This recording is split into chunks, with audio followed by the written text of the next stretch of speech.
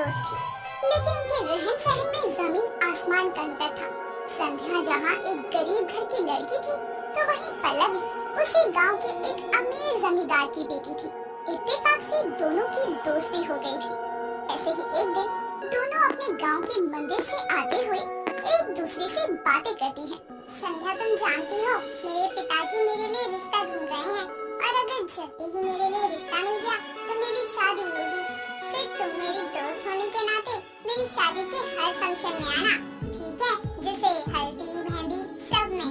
जरूर पल्लवी, आखिर इस पूरे गांव में मेरी तुम इकलौती दोस्त हो, तुम्हारी शादी का तो मुझे इंतजार रहेगा, और मुझे तुम्हारी शादी का। अच्छा, अब मैं चलती हूँ, मेरी गाड़ी खड़ी है, तुम कहो तो तुम्हें भी छोड़ दूँ?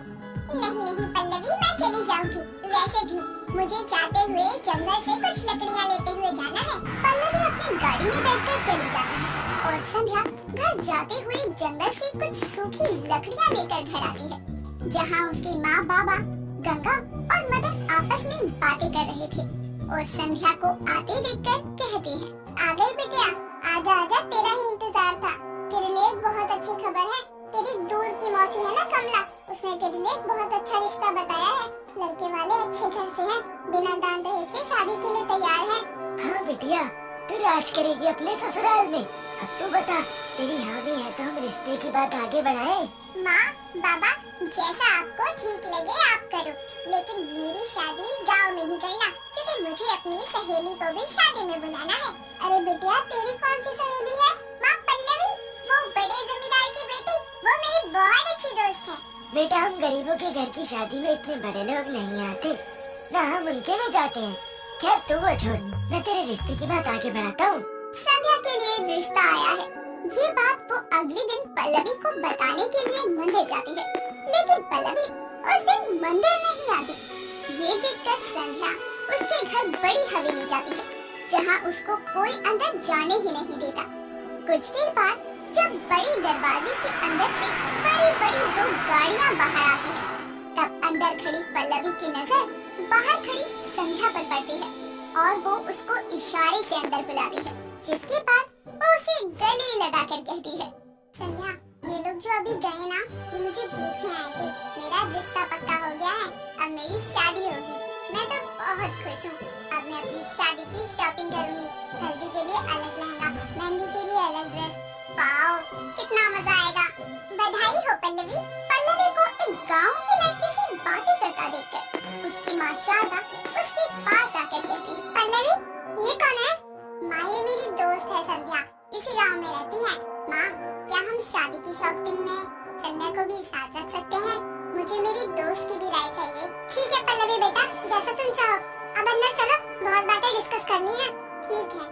अच्छा संध्या, मैं तुमसे बाद में मिलती हूँ। पल्लवी इतना बोलकर घर में चली जाती है, और वहीं अपने रिश्ते की बात बताने आई संध्या बिना कुछ कहे ही वहाँ से चली जाती है। अब दोनों ही सहेलियों की शादी पक्की हो चुकी थी, लेकिन संध्या ने अपनी शादी की बात पल्लवी को नहीं बताई थी।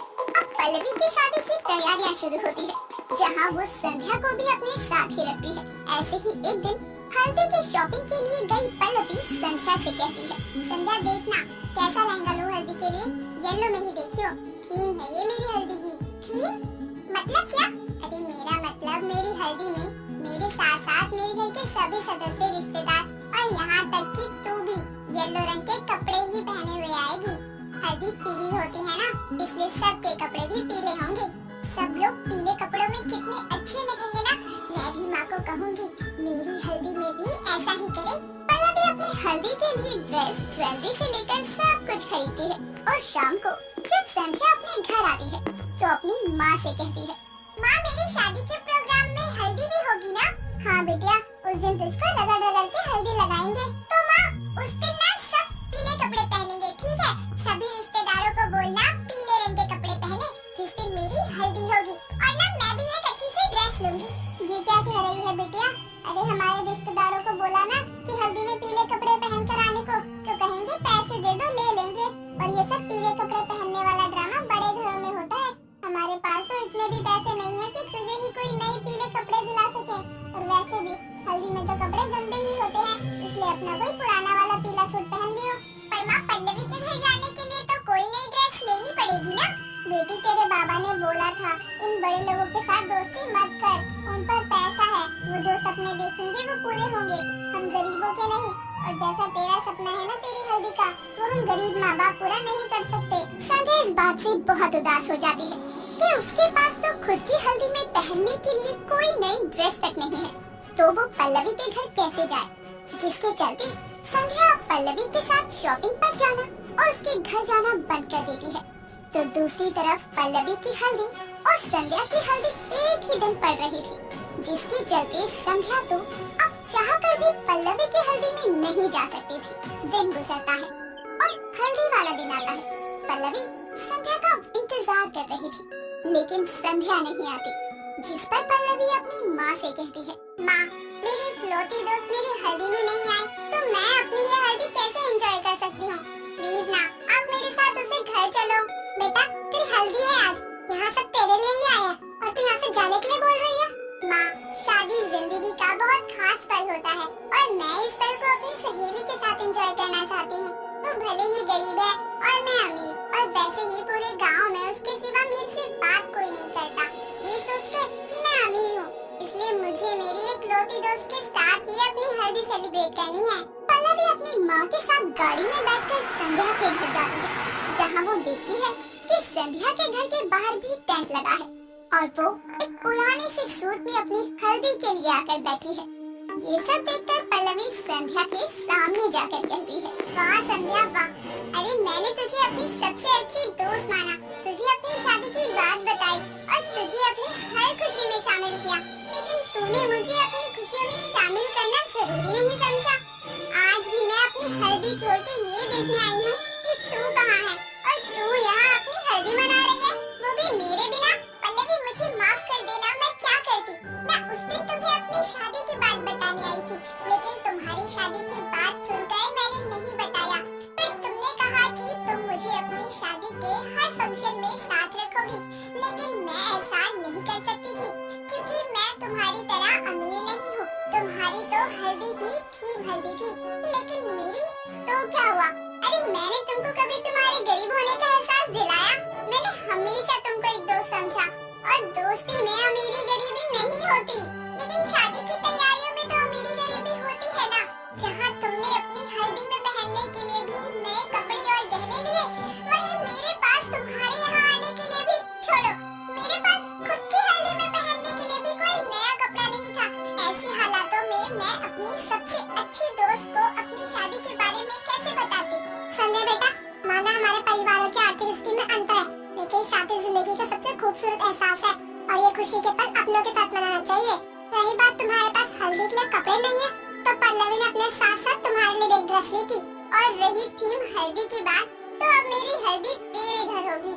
ये अमीरी गरीबी का फर्क मिटा के हम दोनों अपनी शादी की इस रस्म को एक साथ मनाएंगे। पल्लवी अपने साथ लाई ड्रेस संध्या को पहना देती है, जिसके बाद दोनों सहेलियों की हल्दी संध्या के घर के आंगन में ही होती है और अमीरी गरीबी का फर्क मिटाकर दोनों सहेलियां अपनी शादी की इस महत्वपूर्ण रस्म को एक साथ मनाती हैं। अवनी और मालिनी दोनों बेस्ट फ्रेंड मॉल में शॉपिंग कर रही होती है। तभी अवनी बोलती है, यार मालिनी तुझे कितनी देर लगेगी? मुझे बहुत भूख लग रही है। बस यार हो गया, सब डन है, बस बिलिंग करवा लूं। यार जल्दी कर, मेरे पेट में चूहों ने तूफान मचा रखा है। हाँ जल्दी कर रही हूँ। इतना कहकर मालिनी जल्दी से शॉपिंग किया हुआ सामान ट्रॉली में डालकर बिलिंग काउंटर पर जाती है और फटाफट से बिलिंग करवाकर अवनी के पास वापस आकर बोलती है, यार हमें ना बाहर से कुछ खाना होगा क्योंकि मेरे सारे पैसे शॉपिंग में लग गए। यहाँ पर कुछ खा ले, इतने पैसे नहीं हैं। चल बाहर ही चलते हैं, कुछ मिल जाएगा खा लेंगे। चल। इतना कहकर दोनों सहेलियां हाथों में सामान लिए हुए मॉल से बाहर आती हैं। तभी मालिनी को मॉल के बाहर एक चाट का स्टॉल नजर आता है और वो अवनी से कहती है, अभी वो देख चाट का स्टॉल है, वहाँ से गरम कुरकुरे टिक्की खाते हैं। पागल है क्या? देख तो सही कितना ऑयल है उसमें। अरे कुछ नहीं होगा, तू खा कर देख, मजा ना आ गया तो मेरा नाम बदल देना। मालिनी अवनी का हाथ पकड़कर उसे चाट के स्टॉल पर ले जाती है और 2 प्लेट गर्मा लगाती है, फिर अवनी को खाने के लिए देती है। अवनी जैसे ही टिक्की को चखती है, उसकी आंखों में चमक आ जाती है और वो बोलती है, वाह यार, ये चटपटी टिक्की तो मेरा दिल ले गई, कितनी टेस्टी है। आज से पहले मैंने इतना चटपटा कुछ नहीं खाया। मैंने तो कहा था, पर तू ही नहीं मानी। मुझे तो हमेशा से ही टिक्की खाना बहुत पसंद है। चल अब आराम से खा के घर चल के आराम करेंगे, वैसे भी बहुत थक गए हैं। दोनों सहेलियां आपस में बातें करते करते टिक्की खाती हैं और फिर घर आ जाती हैं। माली अपने घर आती है, पर उसके मुंह से अभी भी टिक्की का स्वाद नहीं जाता। तभी वो खुद से बोलती है, क्या स्वाद था उस टिक्की का। अभी भी मेरे मुंह में रस घुल रहा है। उस टिक्की को याद कर करके मन कर रहा है और खा लूं, पर मैं इतना थक गई हूँ कि मार्केट जाने का भी मन नहीं कर रहा। अब आराम कर लेती हूँ, कल जाके खा लूंगी। अभी तो मैं सिर्फ सोच के ही पेट भर लेती हूँ। इतना कहकर अवनी अपने कमरे में चली जाती है और आराम से सो जाती है। अगले दिन घर का कुछ सामान लेने के लिए अवनी की माँ सुमन उसे कुछ पैसे देकर बोलती है, अवनी जो लिस्ट दी है ना, उस हिसाब से सारा सामान ले आना, ठीक है। माँ थोड़े ज्यादा पैसे दे दो ना, टिक्की खाऊंगी, मन कर रहा है। अरे बाहर खाने की क्या जरूरत है बेटा, तेरी माँ तुझे घर पे बना देगी। सच में माँ, आपको टिक्की बनानी आती है? हाँ बेटा आती है, वो भी दाल की स्टफ वाली टिक्की। माँ मैं बाजार से ये सारा सामान लेकर आती हूँ, तब तक आप टिक्की बना कर रखो। ठीक है बेटा। इतना कहकर अवनी घर से बाजार के लिए निकल जाती है, तो वहीं घर पर सुमन भी उसके लिए टिक्की बनाना शुरू कर देती है। कुछ घंटों बाद जब अवनी बाजार से वापस घर आती है, तो जोर से अपनी माँ को आवाज लगाते हुए कहती है, माँ मैं घर आ गई, आप कहाँ हैं? टिक्की बनी या नहीं? हाँ हाँ बन गई है, साथ में सौंठ और इमली की खट्टी मीठी चटनी और धनिया मिर्च की तीखी चटनी भी बना दी है। फ्रेश हो जा, मैं देती हूँ खाने के लिए। माँ मैं बस यूँ गई और यूँ आई। अवनी जल्दी से सामान साइड में रखकर कमरे में जाती है और फ्रेश होकर टेबल पर बैठ जाती है।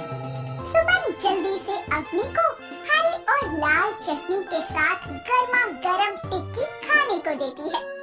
अवनी जैसे ही टिक्की चखती है, तो वो खुशी से अपनी माँ से बोलती है, वाह क्या स्वाद है। माँ आप तो उस चाट वाले से भी बेहतरीन टिक्की बनाती है, सच में मजा आ गया। माँ आपने इसमें आलू के अलावा भी कुछ डाला है क्या? हाँ बेटा, मैंने इसमें चने की दाल को फ्राई करके डाला है। माँ तभी तो ये इतनी मस्त बनी है। अच्छा एक बात बताओ, क्या और भी तरीके की टिक्की होती है? हाँ बेटा, जैसे सिंपल आलू की टिक्की, दाल वाली टिक्की, टिक्की पेस्ट, टिक्की चाट, बहुत तरीके से टिक्की को खाया जाता है और बनाया भी जाता है। वाह सच में। चलो माँ आप ना मुझे भी बनाना सिखा दो। शादी के बाद मैं अपनी सास को बनाकर खिलाऊंगी और उनका दिल जीतूंगी, जैसे आपने मेरा जीता है। हाँ हाँ लाडो रानी, जरूर सिखा दूंगी, पर अभी तो तू खा ले भर पेट। सुमन की बात सुनकर अवनी पहले आराम से पेट भर के टिक्की खाती है और फिर वो सुमन से टिक्की बनाना सीखती है। अब अवनी का जब भी टिक्की खाने का मन किया करता, वो घर पर ही टिक्की बनाकर खा लिया करती। ऐसे ही वक्त बीतता जाता है। अवनी की शादी सूरज नाम के एक बहुत ही समझदार लड़के से हो जाती है, जिसकी माँ नीना एक बहुत ही चटोरे स्वभाव की औरत थी।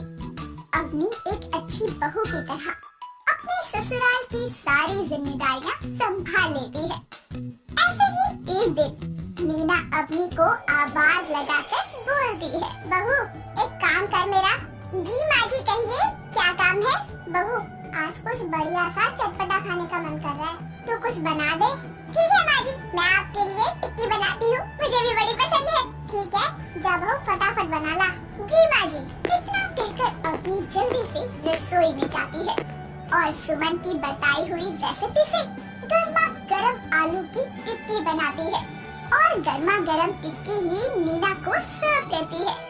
जिसके बाद नीना टिक्की खाकर बोलती है, वाह बहू तेरे हाथों में तो बहुत स्वाद है, कहाँ से सीखा तूने ये बनाना? माँ जी ये मैंने अपनी माँ से बनाना सीखा था, मुझे टिक्की खाना बहुत पसंद था, रोज रोज बाजार जाना पसंद नहीं था, तो माँ ने मुझे घर में ही बनाकर खिलाया और मुझे अच्छा लगा तो मैंने उनसे सीख लिया। बहुत बढ़िया बनाया है बहू। चल कल तुम मेरे साथ मार्केट चलना, मैं तुझे वहाँ पर रगड़ा टिक्की खिला कर लाऊंगी। सच में माँ जी, मैं रेडी रहूंगी। अभी मैं सारे घर के काम कर लेती हूँ। हाँ बहू, आराम से कर ले और फिर आराम भी कर लेना। अपनी वहाँ से चली जाती है और घर के कामों में लग जाती है। अगले दिन दोनों सास बहू तैयार होकर मार्केट जाती हैं, जहाँ नीना अवनी को एक बहुत बड़ी टिक्की चाट की दुकान पर ले जाती है, जहाँ अलग अलग तरह की टिक्कियाँ थी। दोनों सास बहू शॉप के अंदर जाती है और अवनी मेन्यू पढ़कर बोलती है, माँ जी यहाँ पर तो चीज वाली टिक्की, मूंग दाल टिक्की, तीखी टिक्की, दही टिक्की, टिक्की पापड़ी, टिक्की समोसा, स्पेशल टिक्की, वेज टिक्की, नॉन वेज टिक्की, मैकालो टिक्की, कॉर्न टिक्की। वाह वाह, कितनी सारी टिक्की की आइटम है। मुझे तो समझ ही नहीं आ रहा कौन सी खाऊं। अरे बहू, मैं यहाँ तुझे यहाँ की सबसे ज्यादा फेमस और बिकने वाली रगड़ा टिक्की चाट खिलाती हूँ। इतना कहकर नीना अवनी और अपने लिए 2 प्लेट रगड़ा टिक्की ऑर्डर करती है। कुछ देर में वेटर उन दोनों का ऑर्डर लेकर आता है और उनको देकर चला जाता है। तभी नीना बोलती है, बहू ये खाकर देख और बता कैसी है। हाँ जी माँ जी। वाह क्या स्वाद है इसका। इसका स्वाद तो बहुत ही अच्छा है, सुपर से भी कहीं ऊपर। हाँ बहू, इसमें सफेद मटर, कुछ स्पेशल मसाले और कटी हुई सब्जियां मिलाकर इसे रेडी किया जाता है। साथ में इमली और कई तरह की खट्टी मीठी चटनी भी डाली जाती है। माँ जी ये बहुत लाजवाब है, सच में मजा ही आ गया। मैं क्या कह रही थी कि हम दोनों भी मिलकर अपना टिक्की चाट पॉइंट खोलते हैं और अपना काम शुरू करते हैं। बहू सही कह रही है, हम दोनों भी अपना चाट पॉइंट खोलते हैं। दोनों सास बहू अपनी रगड़ा टिक्की को एंजॉय करती है।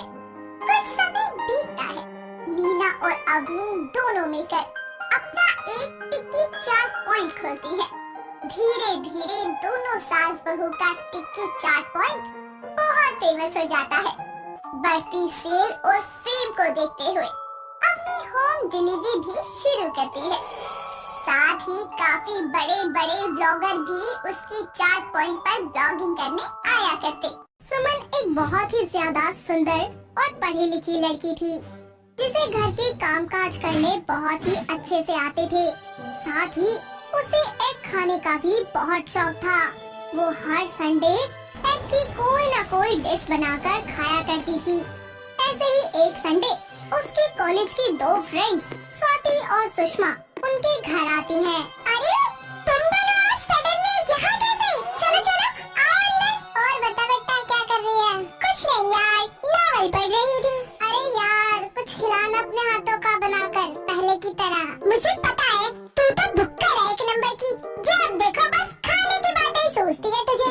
और क्या खाना चाहती है ये भी बता दो। या आई नो, ये फिर से तेरे हाथ का बना हुआ आमलेट या एग भुर्जी मांगेगी। यार तुझे पता है ना, तो फिर बना देना, बहुत भूख लग रही है। अच्छा ठीक है तो रुक, मैं कुछ बनाती हूँ। सुमन जाकर उनके लिए ऑमलेट बनाती है और बनाने के बाद अपने फ्रेंड्स को खिलाती है, जिसके बाद वो दोनों उसकी बहुत ही ज्यादा तारीफें करते हैं।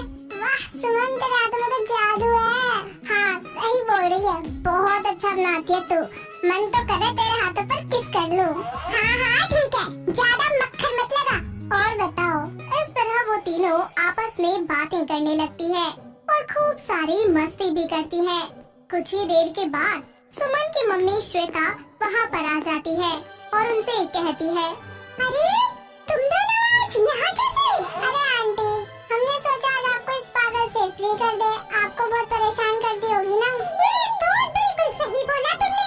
माँ ये क्या कह रही हो? मैं आपको परेशान करती हूँ क्या? आंटी ये हमें बहुत दुखी करती है, पता नहीं आप कैसे संभालती हो। ओफो, मैं तो भूल ही गई थी कि मेरी जो दोस्त घर पर आती है वो तो मेरी मम्मी की साइड हो जाती है ना। वो तो है ही, आंटी हमारी फ्रेंड है। इस तरह वो दोनों हंसी मजाक करके अपने घर लौट जाती है। वक्त बीतता जाता है। ऐसे ही एक दिन सुमन मार्केट जाती है और वहाँ से सब्जियाँ खरीद कर लाती है। साथ ही बाकी का सारा सामान भी लाकर अपने घर की तरफ मुड़ती है कि आगे चलकर देखती है कि एक गुंडा मासूम से प्रमोद नाम के लड़के को बहुत ही बेरहमी से मार रहा होता है। तभी वो वहाँ आकर बोलती है, क्या कर रहे हो तुम दोनों? क्यों मार रहे हो इनको? तुझे क्या मतलब? हमारे आपस का मामला है, चल निकल यहाँ से। मैम प्लीज आप जाइए यहाँ से, आपको एक खामखा में कुछ कर देगा। ऐसे नहीं, मैं अपनी आंखों के आगे किसी के साथ गलत होते नहीं देख सकती। तुम्हें तो मैं बिल्कुल नहीं छोड़ूंगी। अभी पुलिस को बुलाती हूँ मैं। अच्छा तो बुलाना। सुमन उसकी अकड़ देखकर पुलिस को कॉल करती है कि तभी वो गुंडा प्रमोद को जोर से धक्का मारकर वहाँ से 9-2-11 हो जाता है, जिसकी वजह से प्रमोद की एल्बो में चोट लग जाती है और सुमन उसे उठाकर बोलती है, अरे आपको तो बहुत चोट आई है और देखिए कितना खून भी बह रहा है। हाँ वो उसकी वजह से ही लगी है। लेकिन वो आपको मार क्यों रहा था? गुंडा है ना, मेरे एक फार्म पर जबरदस्ती कब्जा करना चाहता है, इसलिए मारा उसने मुझे। छोड़िए वो सब, चलिए पहले आपकी मलहम पट्टी कराना ज्यादा जरूरी है। चलिए मेरे साथ। अरे इसकी कोई जरूरत नहीं है। चुप रहिए और मेरे साथ चलिए। प्रमोद को उसे टच करने से ही कुछ अजीब सा एहसास होता है और वो उसके पीछे पीछे हॉस्पिटल आ जाता है। साथ ही उसके कहने पर थोड़ी बहुत चोट पर मरहम पट्टी भी करवा लेता है। तभी दोनों हॉस्पिटल से निकलकर चलते चलते एक दूसरे से बातें करने लगते हैं। Thank you miss. सुमन कह सकते हैं आप मुझे। Thank you Suman ji. वैसे आप ठीक है पहले से? हाँ आपने मेरी इतनी केयर करी, मुझे बचाया। अगर कोई मुसीबत में हो तो जाहिर सी बात है कि उसकी मदद करनी चाहिए। ठीक वैसे ही मैंने भी आपकी मदद की। That's great. By the way, कभी भी आपको मेरी हेल्प चाहिए हो तो any time you can call me. Okay जी, तो आपका नाम प्रमोद है। दोनों एक दूसरे से बातें करके अपने अपने घर लौट जाते हैं और कुछ हफ्ते यूं ही बीत जाते हैं। सुमन की मम्मी की तबीयत अचानक से खराब होने लगती है और इस समय उसके पास ज्यादा पैसे भी नहीं होते और वो जॉब की तलाश में निकल जाती है। वो हर जगह ट्राई करती है लेकिन उसकी जॉब की बात कहीं पर भी नहीं बनती कि तभी एक मंदिर के बाहर जाकर सुमन बैठ जाती है। इतने में दूसरी तरफ वहाँ से प्रमोद गुजर रहा होता है कि अचानक से उसकी नजर सुमन पर पड़ती है और उसे ऐसे परेशान देखकर वो उससे बोलता है, अरे सुमन आप ऐसे परेशान क्यों बैठी हैं यहाँ? कुछ नहीं प्रमोद, बस थोड़ी सी टेंशन है। अरे मैंने कहा था ना मैं आपकी हेल्प करूँगा। चलिए अब बताइए। मुझे जॉब की बहुत नीड है। मेरी माँ की तबीयत बहुत ज्यादा खराब है, इसीलिए। बस इतनी सी बात, ये समझिए कि आपको जॉब मिल गई। सच में? आप मजाक तो नहीं कर रहे ना? बिल्कुल नहीं, मैंने आपको बताया था ना मेरा खुद का फार्म है, इसलिए मुझे कोई हेल्पर की जरूरत है। सो आप करेंगे ना मेरे साथ काम? थैंक यू सो मच, तुमने मेरी इस प्रॉब्लम में बहुत हेल्प की है। सॉरी, मैं थोड़ा इमोशनल हो गई थी। प्रमोद सुमन को अपने साथ ले जाता है और उसे काम के बारे में सब बताता है। अगले दिन दोनों एक साथ काम करने लगते हैं। सुमन कभी फार्म में रहती तो कभी एग्स बेचने के लिए उसके टेम्पो में जाकर सप्लाई करती। धीरे धीरे दोनों एक दूसरे को जानने लगते हैं और काम करते हुए एक दूसरे के बेहद करीब आ जाते हैं। साथ ही सुमन की माँ श्वेता भी बिल्कुल ठीक हो जाती है। वक्त बीतता जाता है, दोनों को एक दूसरे से प्यार हो जाता है और कुछ ही समय के बाद वो लोग शादी भी कर लेते हैं। शादी करके सुमन अपने ससुराल आ जाती है और सारा काम बखूबी निभा लेती है। वो खाना बना रही होती है कि तभी उसकी सास निर्मला रसोई में आकर उससे कहती है, अरे ओ नास्तिक करमजली, कब से आवाज दे रही हूँ, सुनाई नहीं देता क्या तुझे? माँ जी, वो सुन नहीं पाई, जल्दी जल्दी काम करना है ना, उनके पास भी तो जाना है फार्म पर, कोई नहीं है वहाँ। अरे ओ बेशरम, तुझे जाने की जरूरत ही क्या है? माँ जी, किसी को रखकर क्या फायदा है, बाहर पैसे जाएंगे, जब मैं उनकी मदद करती हूँ तो नौकर की क्या जरूरत है? हाँ हाँ, तू तो यहाँ काम से बचना चाहती है ना? माँ जी, कोई दिक्कत वाली बात नहीं है, मैं यहाँ का भी सारा काम कर लूंगी और वहाँ का भी कर दूंगी। नासपीटी, जल्दी से चाय बना कर ले आ, ज्यादा ज्ञान मत दे। सुमन अपनी सास को चाय देकर घर का सारा काम खत्म करके प्रमोद के पास चली जाती है और उसकी मदद करवाती है। धीरे धीरे उनके एग बेचने का बिजनेस बढ़ने लगता है और फिर दोनों एक साथ बैठकर उसी फार्म में खाना खाते हैं कि तभी प्रमोद बोलता है, सुमन मैं सच में बहुत लकी हूँ कि तुम मेरी लाइफ में आई। सच में जब से तुम आई हो मेरा बिजनेस और ऊंचाइयों पर पहुंच गया है, इसलिए मैं अपनी जिंदगी और अपना ये फार्म हमेशा हमेशा के लिए तुम्हारे नाम करना चाहता हूँ। ये आप कैसी बातें कर रहे हैं? आपसे ज्यादा लकी तो मैं हूँ जो आप मेरी जिंदगी में आए। And I love you so much. I love you too Suman. समय गुजरता जाता है। सुमन इसी तरीके से घर और उसका एग का बिजनेस दोनों संभाल लेती है। ऐसे ही एक शाम दोनों साथ में घर वापस आ रहे होते हैं। रास्ते में दोनों भुट्टा खाने लगते हैं कि तभी सुमन के पीछे से एक बहुत ही बड़ा ट्रक आ रहा होता है, जिसे प्रमोद देख लेता है और सुमन को बचाने के चक्कर में खुद ट्रक के नीचे आ जाता है और वहीं पर ही दम तोड़ देता है। ये देखकर सुमन खुद से कहती है, ये आपने क्या किया? मेरी मौत अपने से ले ली और मुझे मर जाने दिया होता। आपके बिना मैं अकेले जीकर क्या करूंगी? रोते रोते सुमन वहीं पर ही बेहोश हो जाती है और पास के लोग उसे हॉस्पिटल ले जाते हैं, जहां उनके फोन से निर्मला को भी हॉस्पिटल बुलाया जाता है और पता चलता है कि प्रमोद अब नहीं रहा, साथ ही सुमन प्रेग्नेंट है। निर्मला और सुमन दोनों ही प्रमोद के जाने के गम में होते हैं, लेकिन साथ ही वो अपने बच्चे, घर और प्रमोद के एग बेचने के बिजनेस को भी संभालती है। 9 महीने के बाद वो एक प्यारे से राजकुमार को जन्म देती है और सुमन प्रमोद की यादों के साथ जीने लगती है।